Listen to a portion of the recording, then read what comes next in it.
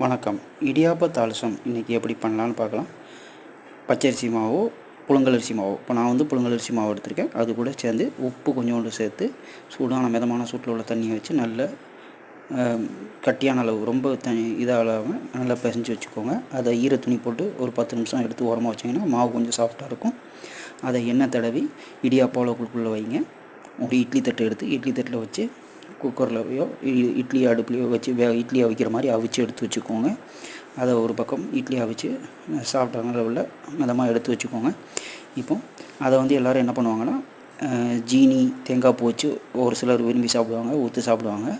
இன்னொருத்தங்க தாளிசம் போட்டு சாப்பிடுவாங்க. எனக்கு உரப்பு பிடிக்கும் அப்படிங்கிறனால நான் தாளிசம் போட்டு சாப்பிடுவேன்.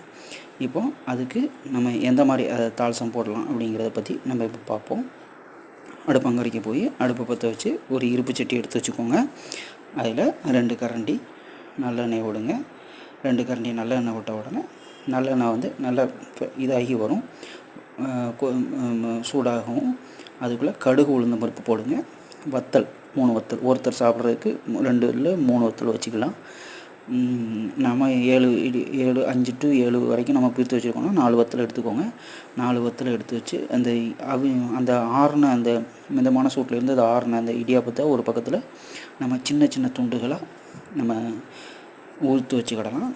ஊற்றி வச்சுட்டு இப்போ வானொலியில் நம்ம எண்ணெய் காஞ்சதும் அதில் கடுகு உளுந்தம் பருப்பு தாளிசம் போட்டிருக்கோம், மிளகாயும் போட்டு 2யும் லைட்டாக ஃப்ரை பண்ணலாம். மிளகாய் லேசாக வறுத்தோம்னா நமக்கு காட்டம் கொஞ்சம் அதிகமாக இருக்கும். நல்லா கருக வறுத்தோம்னா காட்டம் கொஞ்சம் உரைப்பு கொஞ்சம் கம்மியாயிரும். இப்போ கருவேப்பிலையை சேர்த்துக்கோங்க. கருவேப்பிலையை சேர்த்து நல்லா வதக்கி விடுங்க.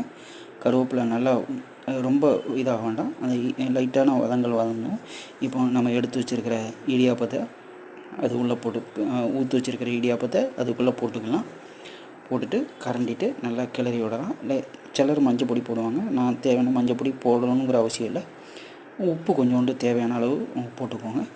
தேவையான அளவு உப்பு போட்டு, ரொம்ப இல்லை ஒரு 1/4 கரண்டி, ஏன்னா முதல்ல மாவு அவிக்கும் போதும் நம்ம உப்பு சேர்த்துக்குவோம், அதனால் இதுக்கு லேசான அளவோடு சேர்த்துக்கோங்க. சேர்த்துட்டு நல்லா கரண்டிட்டு நல்லா கிளறி விடுங்க. 2 நிமிஷம் இல்லை 3 நிமிஷம் கிளறி விட்டால் போதும், ரொம்ப நேரம் வைக்க வேண்டாம். அது ரொம்ப இதாகிருச்சு, ட்ரை ஆகிருச்சு அப்படின்னா நமக்கு சவைக்கிறது கொஞ்சம் கஷ்டமாக இருக்கும். அதனால் சாஃப்டாக இருக்கும்போது அந்த ஹீட் ஓரளவு பக்குவம் வரவும் அதை எடுத்து வச்சுக்கோங்க. சூடான இடியாப்ப தாளிசம் ரெடி. இடியாப்ப தாளிசம் அருமையாக இருக்கும். இதுக்கு நம்ம தொட்டுக்கிறதுக்கு எதுவும் வச்சு சாப்பிடணுங்கிற அவசியம் இல்லை. நம்ம அப்படியே சாப்பிட்லாம். உரப்பு இருக்கும், உப்பு இருக்கும். நல்ல இடியாப்ப தாளிசம் அருமையாக இருக்கும். இது ஒரு வகையான மாடல், நல்லாயிருக்கும். நன்றி மக்களே. சப்ஸ்கிரைப் பண்ணுங்கள், ஃபாலோ பண்ணுங்கள், லைக்